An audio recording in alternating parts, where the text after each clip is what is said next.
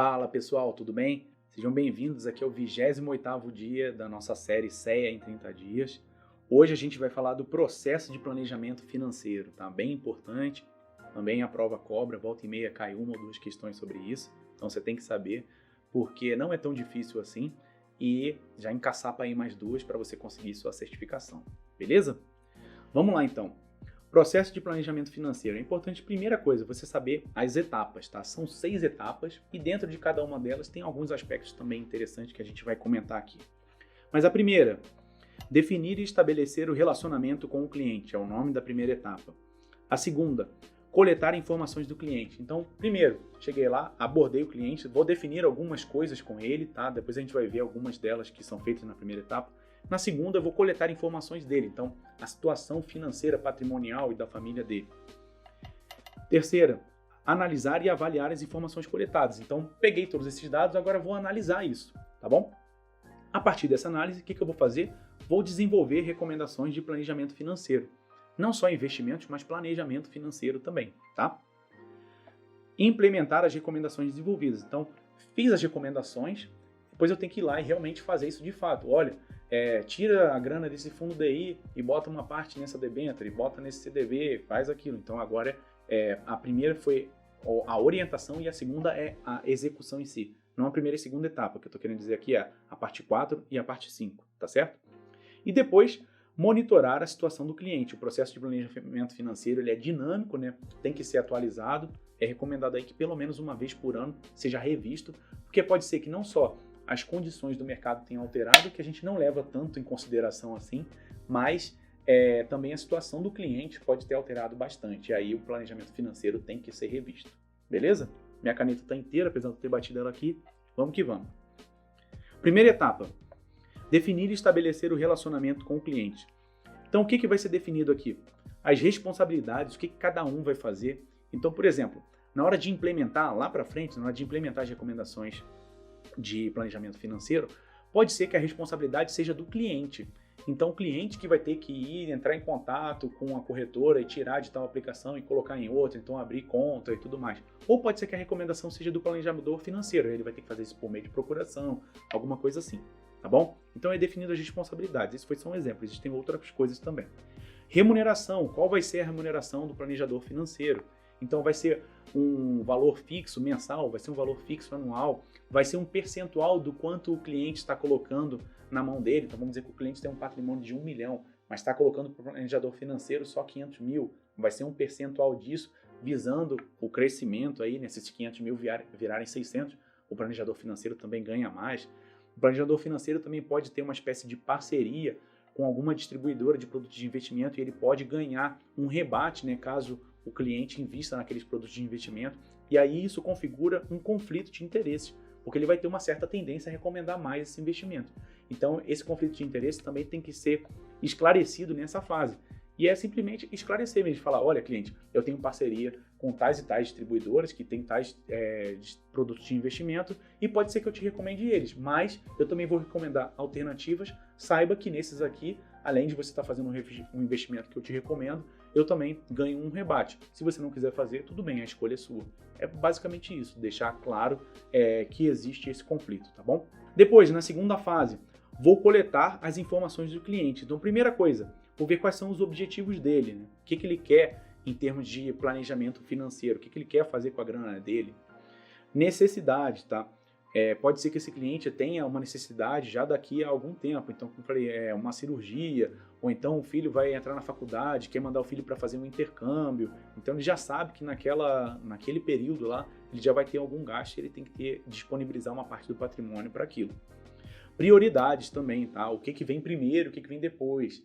Então, a parte de formar para patrimônio vai vir antes do carro novo que o cliente quer trocar, ou não, ele precisa do carro porque não é simplesmente um carro novo, não é simplesmente um luxo, ou simplesmente ele quer realmente, mas o que eu estava falando no caso de não ser um carro novo, de simplesmente um luxo, porque ele usa esse carro para poder trabalhar, é uma picape, ele tem uma fazenda, por exemplo, então ele precisa trocar realmente. Então, definir essas prioridades faz parte da etapa de coleta de informações do cliente. E aqui, a forma de fazer isso, né, as ferramentas que são usadas para fazer isso, primeiro, vou começar daqui de baixo, são documentações Então você vai pegar, por exemplo, declaração do imposto de renda do cliente, para poder saber qual é a renda, né, que ele auferiu aí nos últimos anos. Seguros, se ele já tem que pegar a pólice de seguros. Previdência, se ele já tiver uma previdência, tem que saber que tipo de plano é. Então você também vai pegar as informações disso. Depois, as informações que são mais inerentes ao cliente em si e à sua família, aí você vai pegar por meio de entrevistas e questionários. Sendo que as entrevistas são mais para as informações qualitativas, tá? E os questionários para informações quantitativas, beleza? Vamos lá. Aqui também é importante entender qual é a fase do ciclo de vida financeira que o cliente está. Temos basicamente aí 4 fases, tá? Aqui numa cronologia, né, o tempo passando e o cliente ficando cada vez mais acumulando idade. Então ele tem primeiro a fundação, que é logo no início da vida financeira, né, começou a trabalhar, ganha pouco, mas também tem poucos gastos. Depois acúmulo, já ganha um pouquinho mais, o gasto não aumenta tanto, tá? Mas ele está começando realmente aqui ele só começou, né? Deu aquele pontapé inicial na fundação. Agora no acúmulo, como já ganha um pouquinho mais, então já consegue guardar um pouco mais também. Depois, manutenção e conservação. Isso aqui já acumulou um certo patrimônio, já está chegando ali no topo da carreira, então já está na hora de começar a baixar um pouco a bola, e aí você realmente vai simplesmente, já tem um pouco mais de gasto, então já está na hora de baixar um pouco a bola da parte do acúmulo, e aí você vai manter o seu patrimônio só, vai preservar o seu capital. E depois, principalmente quando a vida aí econômica ativa termina, né, o cliente para de trabalhar, já vai para uma aposentadoria, então ele já está na fase de distribuição e transferência de capital, tá? O que é importante aqui dessas fases é que quanto mais no início, mais risco pode e deve ser tomado. Por quê? Porque você tem o tempo ao seu favor, tá? Então quem está lá na fundação pode aplicar realmente bastante em ações ou aplicações mais arriscadas, mesmo que não tenha o perfil para isso, e aí o planejador financeiro vai ter que educar isso no cliente, tá? Mas a ideia é mostrar que o tempo vai ajudar, caso tenha uma derrubada aí, caso tenha uma perda no patrimônio, essa pessoa ainda não tem tantos gastos, não tem tantos dependentes, tá? Estou falando de uma maneira geral. E ela pode arriscar um pouco mais para ganhar um pouco mais também, tá bom? Agora, aqui no final, não, né? Porque a pessoa já está terminando de se aposentar, vai precisar fazer uso daquele patrimônio acumulado, vai precisar transformar aquilo em renda para poder se manter depois que tiver se aposentado e não tiver mais aquela renda do trabalho, ou então tiver só a renda da previdência social ali, ou de outro tipo de previdência, que provavelmente vai ser menor do que a renda que tinha quando estava trabalhando, e ele vai ter que complementar com o patrimônio que tinha.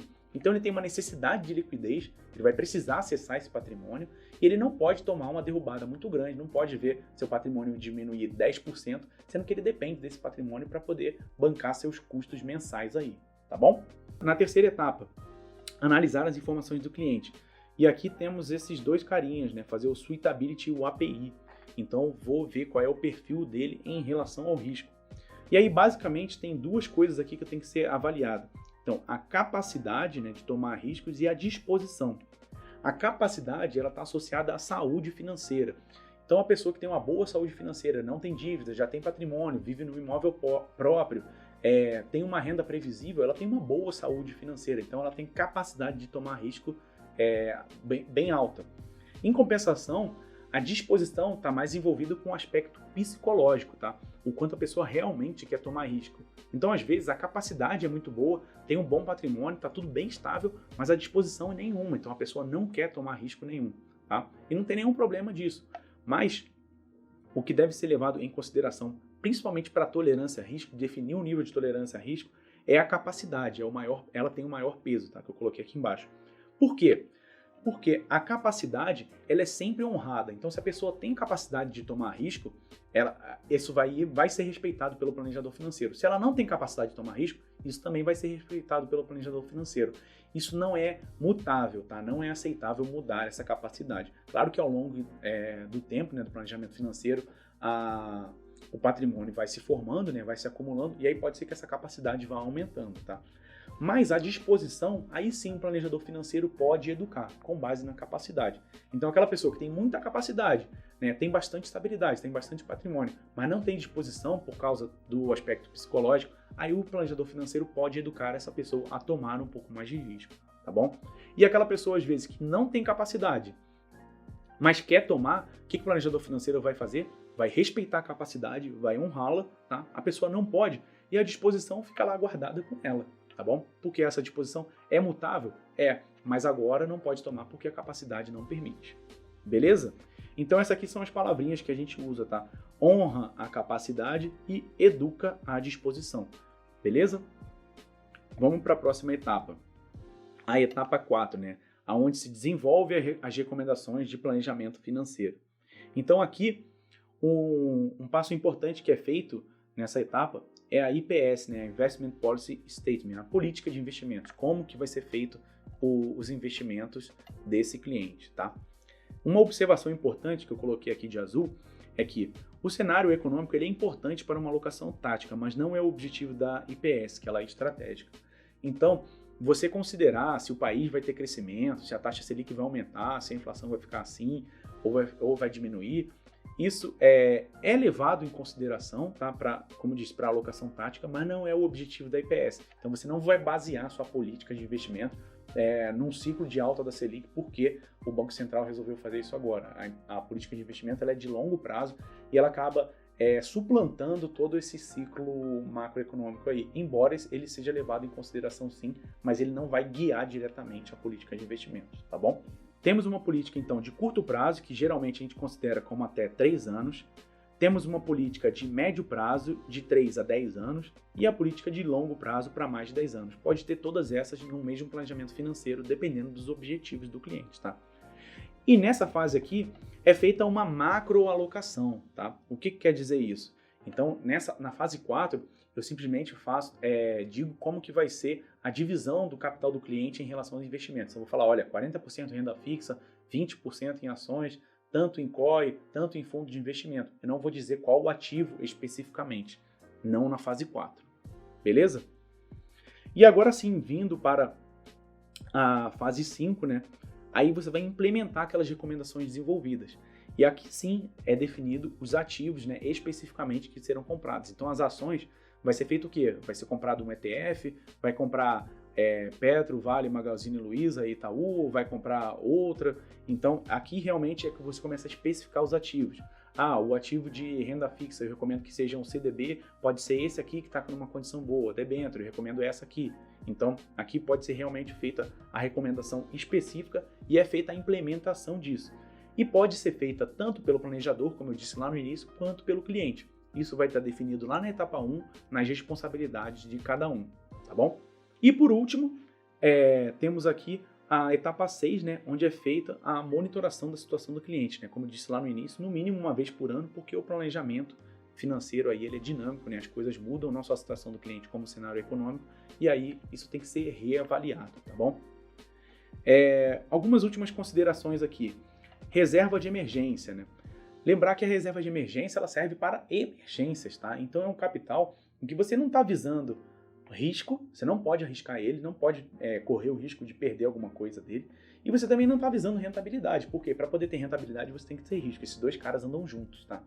Reserva de emergência, o objetivo dela é liquidez, você precisa acessar rapidamente, tá bom? E o recomendado é que seja de 6 meses a 1 ano dos custos mensais, tá? Então você vai pegar o seu custo mensal, é de quanto? 5 mil reais? Então 6 meses, 30 mil reais é a reserva de emergência, beleza? Ou até 1 ano, né? 5 mil reais aí nesse caso daria 60 mil reais de reserva de emergência. Então é isso, pessoal. Terminamos por hoje, tá? Falamos aí das etapas do planejamento financeiro. Bem importante você conhecer, né, principalmente essa palavrinha inicial aqui que fala de cada uma delas, definir, coletar, analisar, desenvolver, implementar e monitorar e saber o que tem de desdobramento dentro de cada uma, que foi o que a gente comentou aqui, tá bom? Vamos dar uma olhada nos exercícios aí e praticar um pouquinho. Vamos lá então. Em qual etapa do planejamento financeiro é definida a forma de remuneração do planejador, bem como são esclarecidos os conflitos de interesse? E aqui ele nem dá o nome das etapas, né, pessoal? Ele só coloca o número da etapa. E aí você tem que lembrar realmente. Isso aí é feito na etapa 1, né, em que você define e estabelece o relacionamento com o cliente, tá? Nessa etapa aí é que é definida a forma de remuneração e qualquer conflito de interesse que haja também fica esclarecido nessa etapa. Beleza? Vamos confirmar? É isso mesmo. Vamos para a próxima. Um planejador financeiro pede para que seu cliente lhe forneça documentos sobre rendimentos, declaração de imposto de renda e apólice de seguro. É correto afirmar, faltou um R aqui, é correto afirmar que este planejador está quebrando o sigilo das informações do seu cliente? Não, né? Ele está pegando aquilo que ele precisa para poder montar o planejamento financeiro, tá bom? Ele precisa dessas informações. São informações pessoais? Sim, mas é necessário. É correto afirmar que eles estão na fase de monitoramento do planejamento financeiro? Olha, pode até ser, tá? Depois de feita, né, o planejamento financeiro e você está revisando ele, está monitorando, pode ser que o planejador financeiro peça para poder ver esses documentos aqui. Mas existe uma outra etapa em que isso é feito de uma forma mais típica, tá? Tá um pouco mais correto, que seria aquela etapa de coleta, né? Etapa 2. E vamos ver se ele fala disso em algum momento aqui, tá? Já passaram pela fase onde é definida a remuneração do planejador financeiro e também as responsabilidades do planejador e cliente durante o processo de planejamento financeiro. Aqui sim, né? Ele está querendo dizer assim, olha, já passou pela etapa 1, né, que é a etapa de definir e estabelecer o relacionamento com o cliente, onde é feito isso aqui. Então, se você passa pela etapa 1, agora você está na etapa 2, que é a fase de coletar esses dados, que é quando ele pede isso. Então, essa aqui parece um pouco mais precisa do que a letra B, embora ainda não esteja perfeita, tá bom? Do que a letra B, né? Não do que a letra D, que ainda nem li. Letra D. O cliente deve denunciar o planejador, o cliente deve denunciar o planejador, pois tal atitude não é condizente com a função do planejador financeiro e é muito invasiva. Tá? Não, isso aqui está errado. Faz parte da atuação do planejador financeiro pegar esses dados, mesmo que seja invasivo. Então, se o cliente se propôs a ter um planejador financeiro, ele tem que saber que ele vai ter que abrir esses dados da vida dele para o planejador poder trabalhar. Isso serve de insumo para ele, tá bom? Então, pessoal, a que fica mais correta aqui é a letra C. Acabei de passar pela etapa 1 de definir e estabelecer o relacionamento com o cliente, agora eu estou na etapa 2 de coletar os dados do cliente, as informações do cliente, aí eu vou pedir todos esses documentos aqui e mais outras coisas também, tá bom? Vamos confirmar aqui. Beleza, a letra C está correta. Vamos ver agora a última. Em qual etapa do processo de planejamento financeiro é confeccionada a IPS? E aí é igual à primeira questão lá, né? Nem fala qual que é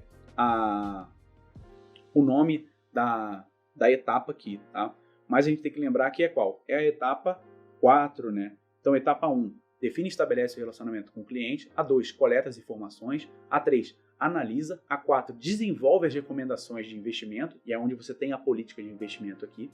A 5 é quando você implementa, então quando de fato você pega aquelas recomendações desenvolvidas e implementa, então você vai fazer a compra das cotas de fundo, a compra das ações, vai trocar o seu seguro, vai fazer qualquer outra coisa aí, realmente é uma fase mais mão na massa. E a 6 é a etapa de monitoramento. Beleza, pessoal? Estuda bastante isso aí, porque cai na prova. Se tiver alguma dúvida, pode colocar aí nos comentários, deixa o like pra gente. Tá faltando só 2 dias, tá? Segue firme aí que você vai terminar essa série aqui junto com a gente, vai tirar seu certificado, vai ser CEA e alavancar sua carreira aí no mercado financeiro. Um abraço!